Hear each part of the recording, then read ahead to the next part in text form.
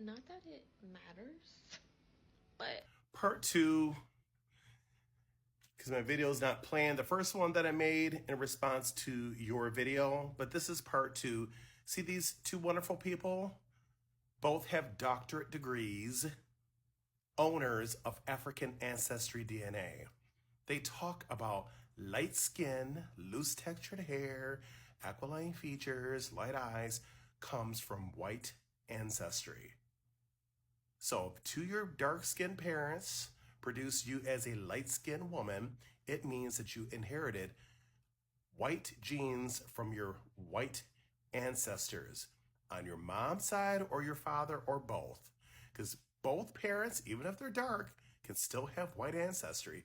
So let's listen to what these two doctors say about Rock Newman, who's a Creole, 80% white, 20% African. So let's listen to the doctors. Because I know some of you guys like to play games. It's okay, I can play it with you. I got you. Yeah. So that means that they were 80% European also. So I'll say this one more time, just so you can really understand. Listen now. You're 80%. 40% of that came from your mother. Right. 40% from your father, which is half of what they had. So that means that they were 80% European also. Right. And so it goes back to their parents, which are your grandparents. And so it's interesting how in certain communities, African American communities around the country, in particular on the East Coast, there's this light-skinned sort of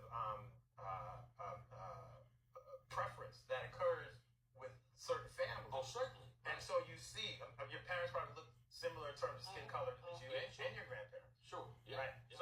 So it's like this, it maintains that proportion across generations.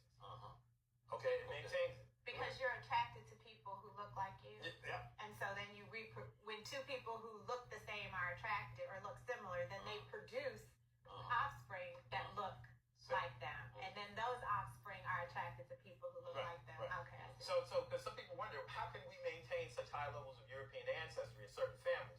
It's because of the mate preference. They, the parents preferred each other. They both were from a similar sort of genetic background and probably social economic background. And then they, so that's maintained. I just think that's really interesting. Yeah. So do I. Well, So like I said, if some of you cats don't understand this video, watch it a million times so it can sink in your brain cells what those two doctors, the two proprietors of African ancestry, just articulated in this video. Creoles never started out as light-skinned people.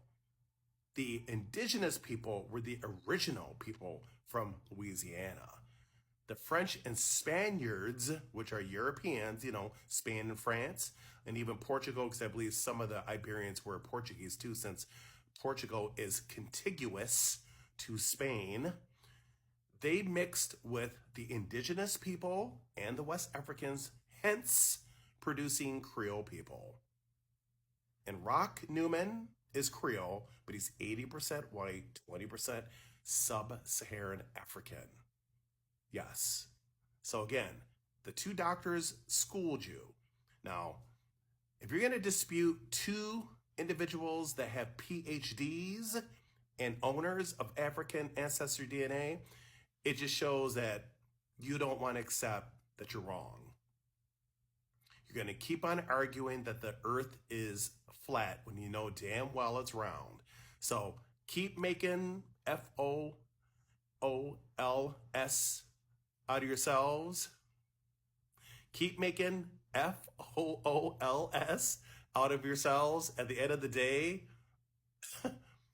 it's not a good look. It says a lot about your character, that you don't want to be wrong. You want to prove other people wrong so you can be right. But at the end, you're the one that looks foolish. That's all I got to say. Now, you have a blessed night.